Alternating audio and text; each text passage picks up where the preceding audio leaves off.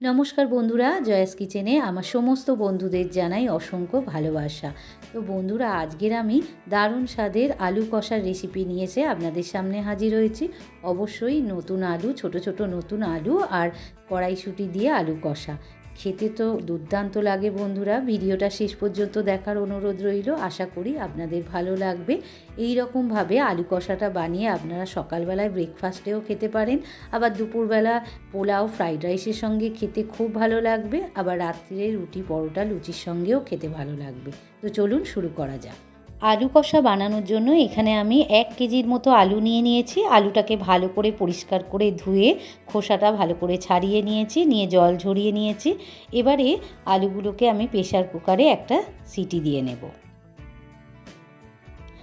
আলুগুলো আমি প্রেসার কুকারে একটা সিটি দিয়ে নিয়েছি। আলুগুলো যখন সেদ্ধ করি তখন আমি একটু লবণ দিয়ে দিয়েছি, যাতে আলুগুলো খেতে ভালো হয়। গ্যাসের উপর আমি একটা কড়া বসিয়ে দিয়েছি। কড়াতে বেশ কিছুটা সর্ষের তেল আমি দিয়ে দিয়েছি।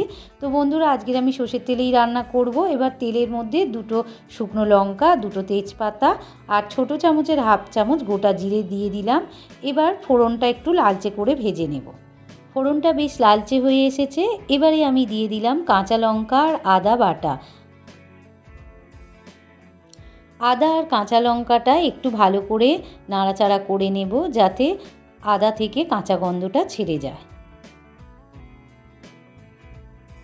এবারে দিয়ে দিলাম টমেটো। এখানে আমি 2 মিডিয়াম সাইজের টমেটো পেস্ট করে রেখেছিলাম, সেটা দিয়ে দিলাম। এবার টমেটোটাও একটু ভাজাভাজি করে নেব।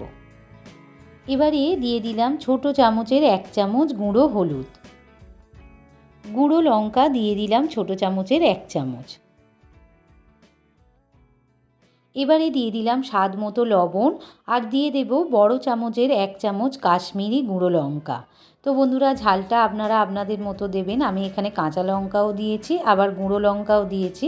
আজকে একটু ঝাল ঝাল করেই আলু কষাটা বানাবো। এবার সমস্ত মশলা ভালো করে কষিয়ে নেব।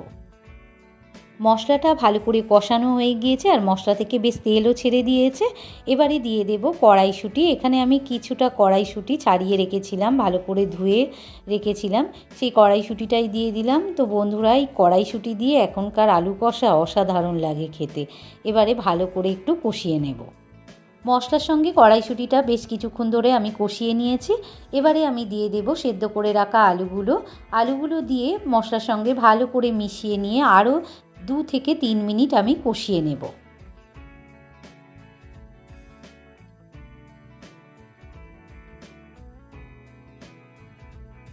মশলার সঙ্গে আলুটা ভালো করে আমি কষিয়ে নিয়েছি। এবারে দিয়ে দিলাম গরম জল। এখানে আমি আগে থাকতে একটু উষ্ণ গরম জল করে রেখে দিয়েছিলাম, সেই গরম জলটাই দিলাম।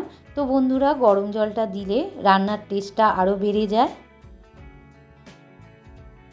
এবারে একটা চাপা দিয়ে আমি এটাকে 5 মিনিট ফুটিয়ে নেব। 5 মিনিট পর ঢাকাটা আমি সরিয়ে নিয়েছি। দেখুন বন্ধুরা, একদম রসটাও অনেকটা শুকিয়ে এসেছে। এবারে দিয়ে দিলাম গরম মশলা। এখানে ছোটো চামচের হাফ চামচ আমি গরম মশলা দিয়ে দিলাম, দিয়ে ভালো করে মিশিয়ে নিয়ে 1 মিনিট ফুটিয়ে নেব। এবারে দিয়ে দেব ধনেপাতা কুচি। এখানে আমি বেশ কিছুটা ধনেপাতা কুচিয়ে রেখেছিলাম, সেটাই দিয়ে দিলাম। তো বন্ধুরা, যত ঠান্ডা হবে এটার রসটাও অনেকটা টেনে নেবে। তো বন্ধুরা, আমার এই আলু কষা, ছোট নতুন আলু কষা একদম রেডি হয়ে গিয়েছে। কত সুন্দর দেখতে হয়েছে দেখুন বন্ধুরা, আর খেতে তো অসাধারণ লাগে। আপনারা বাড়িতে একবার হলেও আমার মতো এইরকম বানিয়ে খাবেন, খেতে দুর্দান্ত লাগবে। আমার রেসিপিটা যদি আপনাদের ভালো লেগে থাকে তাহলে আমার চ্যানেলটিকে লাইক আর শেয়ার করে দেবেন। আর আমার চ্যানেলে নতুন বন্ধু হয়ে থাকলে প্লিজ চ্যানেলটিকে সাবস্ক্রাইব করে পাশে থাকা বেল আইকনটি প্রেস করে দেবেন। আর কমেন্টে জানাতে ভুলবেন না যেন আপনাদের কেমন লাগলো। আপনারা সবাই ভালো থাকুন, সুস্থ থাকুন। আবার দেখা হবে। ধন্যবাদ।